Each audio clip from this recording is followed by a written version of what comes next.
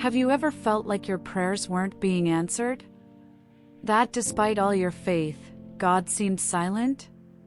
Today, I'm going to tell you a story that might change the way you see miracles. The ground was cracked, dried out by the relentless sun. The wind kicked up dust, and the once green fields had become nothing more than a sea of gray and despair. Mateo, a humble farmer, ran his calloused hands over his face, trying to hold back the anguish tightening his chest. The drought had lasted for months. Without rain, his crops were dying, his only source of livelihood slipping away. Each dry day brought him one step closer to ruin. He had done everything he could, conserved water, tried new techniques, sought help from neighbors. But nothing worked. Now, all he had left was faith. That night, under a starry sky that seemed indifferent to his suffering, Mateo knelt beside his withering fields and prayed with all his heart. Lord, I don't know what else to do. I need rain, I need a miracle. Please don't let my family go hungry. Help me. Silence was his only answer. No clouds in the sky. No cool breeze signaling change. Just the moon, watching over his despair. Mateo sighed and walked back home, searching for the strength to keep going. Was God even listening?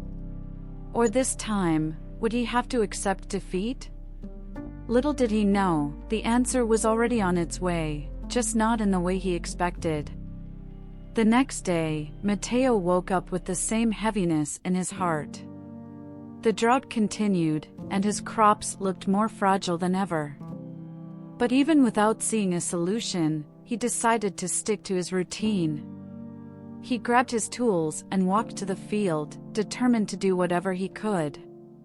That was when, in the distance, he spotted an unusual figure.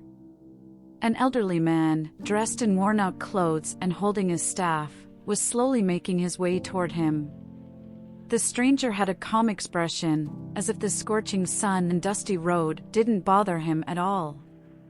"Good morning, sir," Mateo greeted him, curious. "Do you need any help?" The man smiled, his eyes shining with an inexplicable peace. "Actually, I have something to offer you," he said, pulling a small cloth bag from his pouch. Mateo frowned. "I don't have money to buy anything right now, sir. Times are tough." "I'm not selling anything," the old man replied. "I'm simply delivering what needs to be delivered." Mateo looked at the bag the man was holding out. Inside, there were small, dark seeds, unlike any he had ever seen. "What is this?" he asked, skeptical. "They are special seeds. Plant them and see what happens." Mateo hesitated. It didn't make sense. He had prayed for rain, not seeds. How could planting anything in dry soil solve his problem? But, without water, nothing grows. "I need rain." The old man just smiled. "The answer has already been given. Now, it's up to you to decide what to do with it." Before Mateo could say anything else, the man turned and started walking back down the dusty road. Mateo called after him, but he vanished as quickly as he had appeared.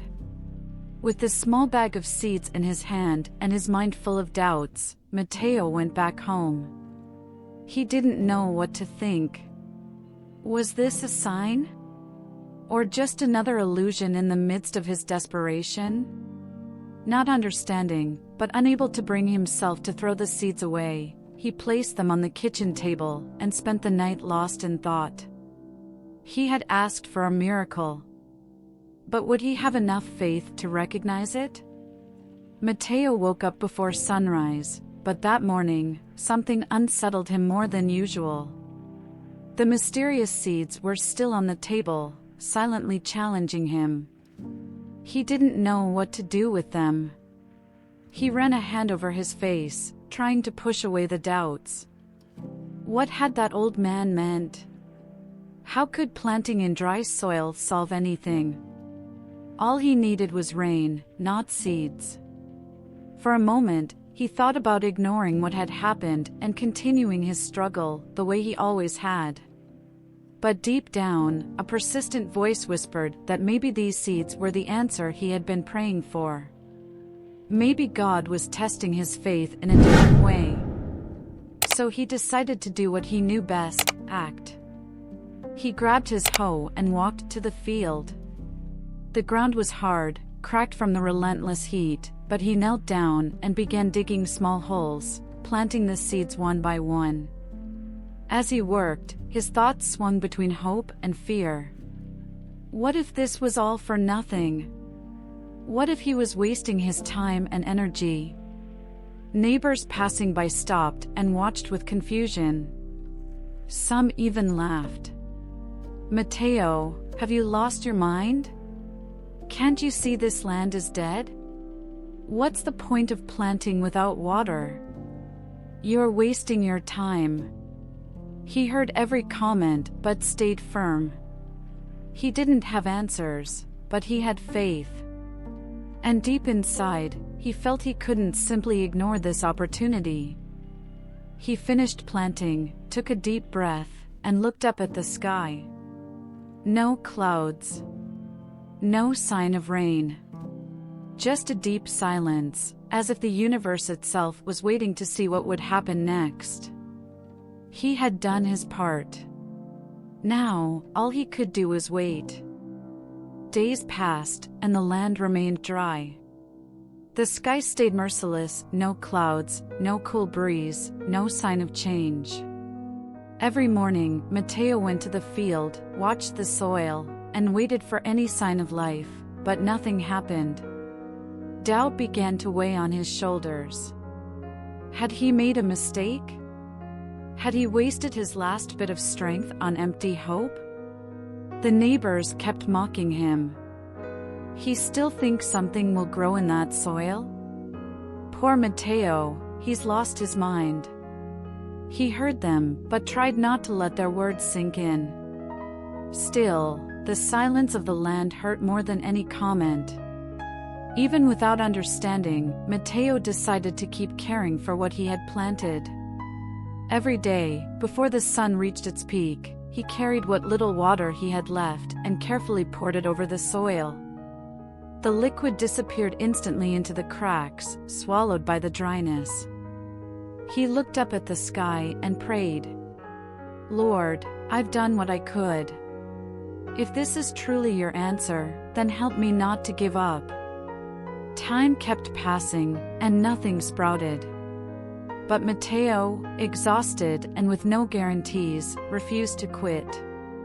After all, wasn't that what faith required?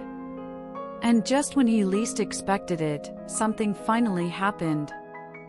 Mateo woke up early, just like every other day, but this time, something felt different. There was a strange feeling in the air, a different kind of silence, almost as if the earth was holding onto a secret, waiting to be revealed. He picked up his bucket with the last of his water and walked to the field.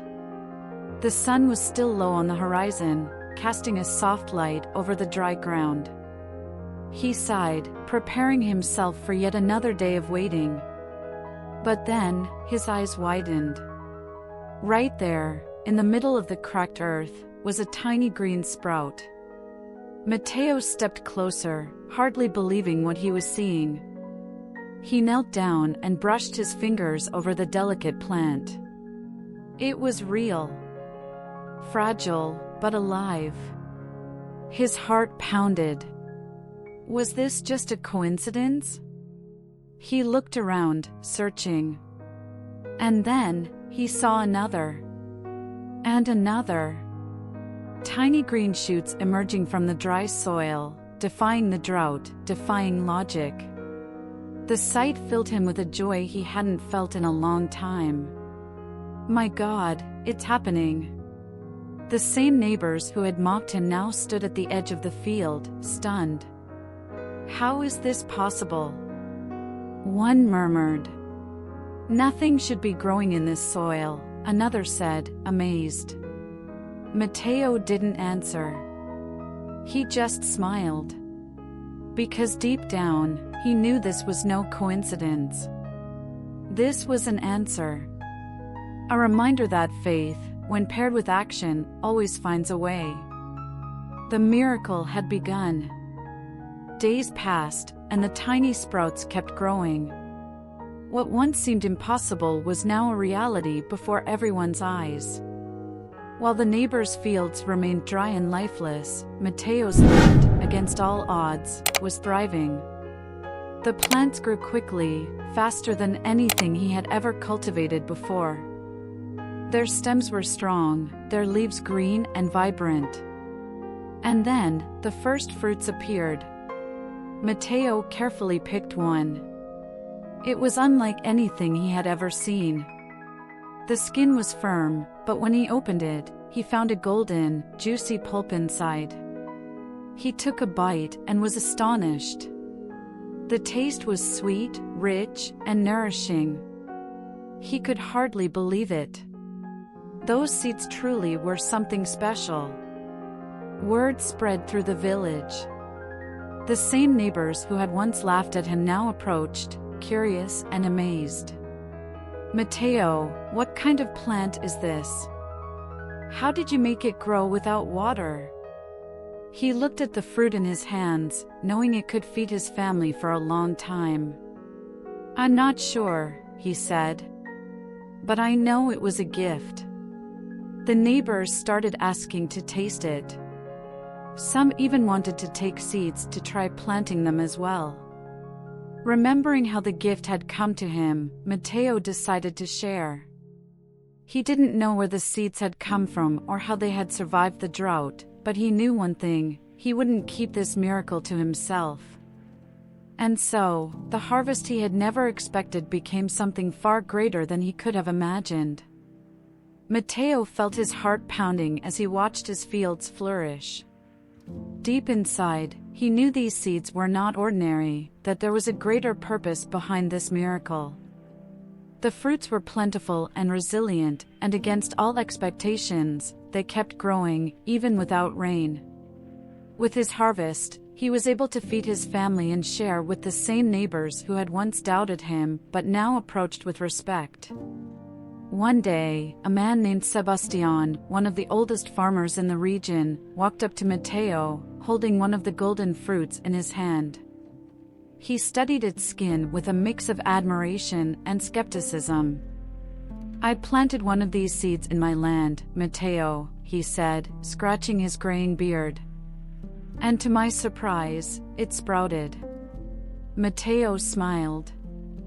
"I told you it was different." Sebastian sighed, looking out at the green field before him. "I've spent my whole life working this land, relying only on the strength of my own hands. When the drought came, I lost everything, and I wondered if God had forgotten us.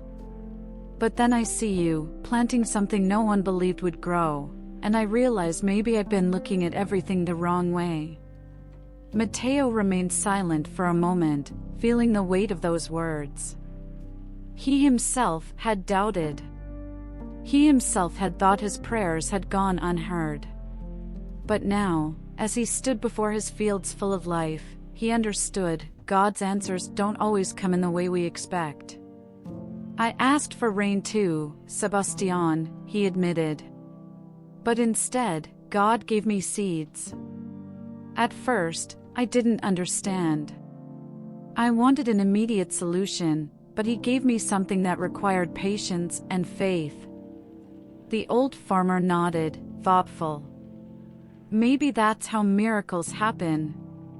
Not always the way we expect, but always at the right time. Mateo looked up at the sky. There were still no clouds, still no sign of rain. But inside him, there was something stronger, an unshakable certainty that God had never stopped listening. That afternoon, many others from the village came to his farm, asking for seeds. Mateo gave them away with joy, knowing this gift was never meant to be his alone. The miracle that had begun in his fields was now spreading throughout the village. And in that moment, Mateo realized that God had not only answered his prayer. He had given him something even greater, a new way to see faith. Time passed, and the village was never the same again. The seeds Mateo had received from the mysterious traveler were planted by many other farmers, and to everyone's surprise, they grew with the same strength and resilience. What was once a scene of despair, dry, cracked land, had transformed into fields full of life. The crops flourished even without rain, and the golden fruit became the region's main source of food. Mateo watched everything with a mix of gratitude and humility. He remembered the anguish he had felt the night he knelt and prayed for rain. If he had received what he wanted, maybe his crops would have been saved temporarily, but when the drought returned, he would have been right back where he started. Instead of rain, God gave him seeds. And they not only sustained him but also taught him a valuable lesson. Faith isn't about waiting passively, it's about trusting and acting, even when the purpose isn't clear. One afternoon, as he walked through the fields, Mateo saw Sebastian again. The old farmer held one of the golden fruits in his hands, a smile on his face. "Mateo, today I finally understood something that took me years to accept," he said. "When we face hardships, we often ask God to remove the problem. But most of the time, He gives us something different, the strength to overcome it." Mateo nodded, looking out at the horizon. "At first, I thought God wasn't listening to me," he admitted. "But now I see He was always answering, just not in the way I expected." Sebastian chuckled and placed a hand on his friend's shoulder. "Sometimes, God doesn't give us what we ask for, but He gives us something even greater, the opportunity to grow, to trust, and to see that faith always finds a way." Mateo smiled. Yes, now he understood. That evening, as the sun set, he knelt in the same place where, months before, he had shed tears begging for rain. But this time, his words were different. "Thank you, Lord, for not giving me what I wanted, but for giving me exactly what I needed." And as if the sky itself answered, a soft breeze swept across the fields. This story reminds us that miracles don't always come the way we expect. Many times, God gives us challenges so we can grow, take action, and trust. Now, tell me, have you ever experienced a moment when God answered your prayers in an unexpected way? Share your story in the comments. I'd love to hear it. Subscribe to the channel so you don't miss any stories. Stay blessed, and I'll see you in the next video.